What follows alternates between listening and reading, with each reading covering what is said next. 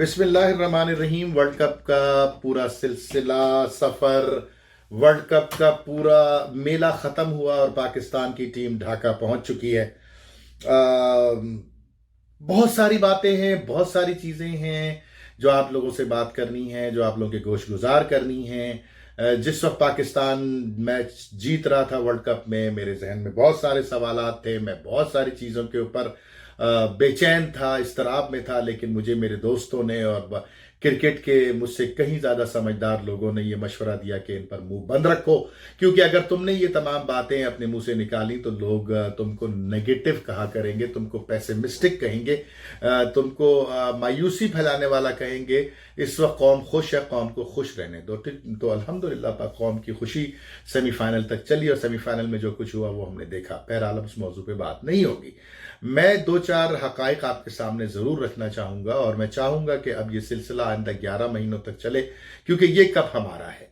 ये कप हमारा है, आज नहीं तो कल, कल नहीं तो परसों, इंशाअल्लाह ताला ये कप हमारा है। ठीक है, अच्छा जी। क्योंकि 11 महीने के बाद पाकिस्तान का जो है वो एक और इम्तिहान होगा और वो T20 वर्ल्ड कप जो ऑस्ट्रेलिया में होगा उसके अंदर होगा। उसके दरमियान बहुत सारी सीरीज हैं और बहुत सारे टूर्नामेंट्स हैं और PSL है और ये है और वो है।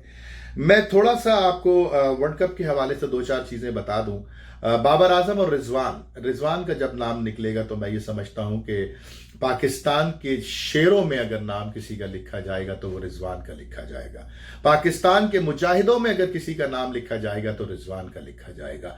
पाकिस्तान के अगर कोई मतलब बड़े बड़े नामों में अगर कोई नाम है तो वो रिजवान का नाम है। और ये नाम ऐसे नहीं आ गया, ये नाम शराफत से आया, ईमानदारी से आया, मेहनत से आया, मोहब्बत से आया, खुलूस से आया, कुर्बानी से आया और लगन से आया।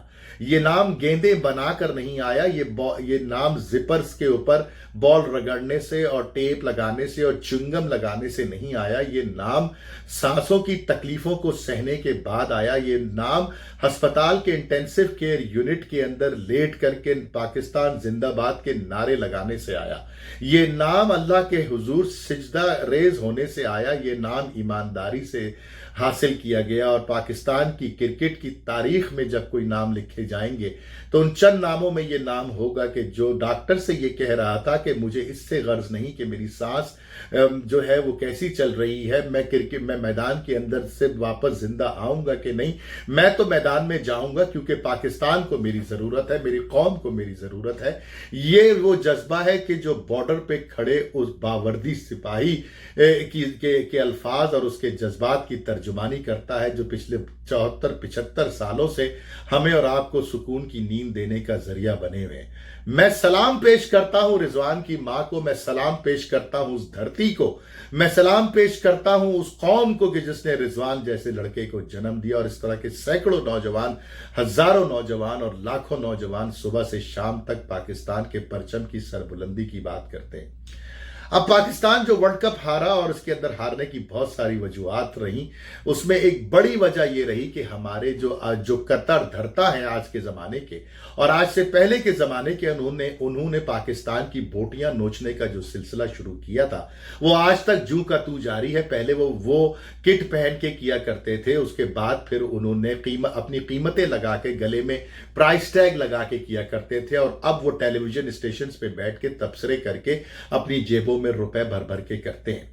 VVS लक्ष्मण को हिंदुस्तान की नेशनल क्रिकेट एकेडमी का हेड बना दिया गया। उससे पहले राहुल द्रविड़ को बनाया गया था और राहुल द्रविड़ को तरक्की दे करके हिंदुस्तान की क्रिकेट टीम का कोच बना दिया गया। पाकिस्तान में अगर किसी साबिका खिलाड़ी से कहा जाए कि जाके अंडर 19 की सरपरस्ती करो तो उसका कहना यह होता है कि मैं तो इतना बड़ा खिलाड़ी था, मैंने तो ये रिकॉर्ड बनाए, मैं तो सुल्तान हूं, मैं तो बादशाह हूं, मैं तो शहजादा हूं, मैं तो मैच विनर हूं, मैं तो ये हूं, मैं तो वो हूं, मैं तो लेजेंड हूं।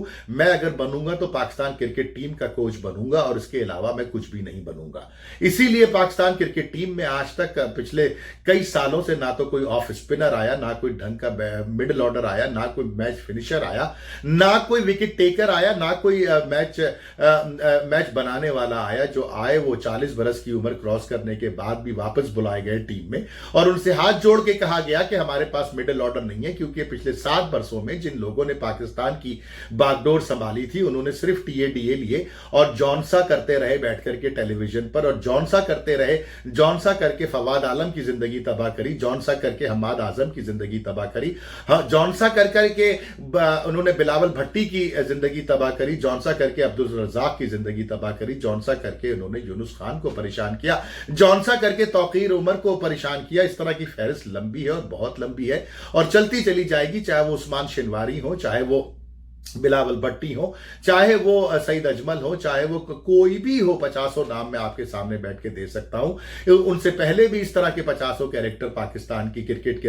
रूहे रवा बनते रहे और वो पाकिस्तान की बोटियां नोचते रहे, अपनी जेबें भरते रहे, और आज बैठ के टेलीविजन स्टेशन पे बैठ के माहिराना तबसरे करते। उनसे कोई ये पूछे कि ये माहिराना तबसरों के लिए पाकिस्तान ने तुम पे करोड़ों खर्च किए थे या पाकिस्तान की क्रिकेट को 4 चांद लगाने के लिए पाकिस्तान ने तुम्हें पैसे दिए थे? आखिर कब तक इस पाकिस्तान से तुम जोड़ते रहोगे और पाकिस्तान को देने का वक्त कब आएगा? जिस वक्त तुम क्रिकेट खेल रहे थे उस वक्त अगर तुमने पाकिस्तान के लिए 4 फतूहात हासिल की तो उसके बदले पाकिस्तानियों ने तुम्हें कंधों पे उठाया, तुम्हें सरों पे बिठाया, तुम्हारी तिजोरियों को भरा, तुम्हारे पोस्टर चिपकाए, तुम्हारे बैनर चिपकाए, तुम्हारे साथ सेल्फियां ली, तुम्हारे साथ ऑटोग्राफ लिए और उसके नतीजे में तुम अपने घरों के अंदर चिराग जलाने के काबिल हुए, अल्हम्दुलिल्लाह रब्बिल आलमीन। और उसके बाद जब वक्त आया कि जो कुछ पाकिस्तान ने तुम्हें दिया उसका सिर्फ 10% पाकिस्तान को वापस कर देते, तो तुमने कहा वापस करना तो दूर की बात है, मैं तो और मजीद निचोड़ूंगा।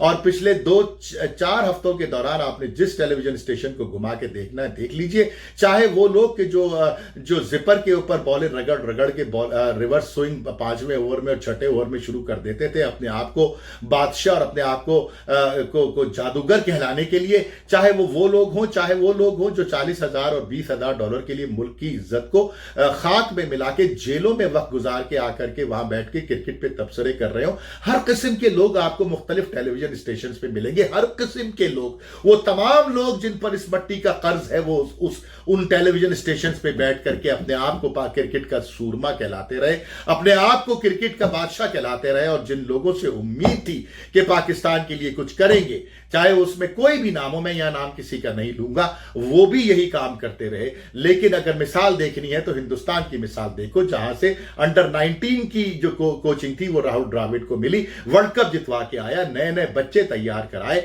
इस दौरान फिर आईपीएल पे काम किया, फिर एनसीए के अंदर गया, फिर नेशनल क्रिकेट टीम का कोच बना। ना उसकी गर्दन में सरिया था, ना उसके चेहरे पे रौनियत थी, ना उसकी चाल में फिरौनियत थी। लेकिन ये जितने बादशाह हमने प्रोड्यूस किए, नाम नेहाद बादशाह, इनके चेहरों पे रौनियत ही खत्म नहीं होती, इनकी गर्दनों से सरिये ही नहीं निकलते। ये एक दूसरे के साथ बैठ करके अपने पुराने वाकयात ऐसे सुनाते हैं जैसे कि कश्मीर फतह करके आ चुके हो, चाहे फलस्तीन फतह करके आ चुके हो।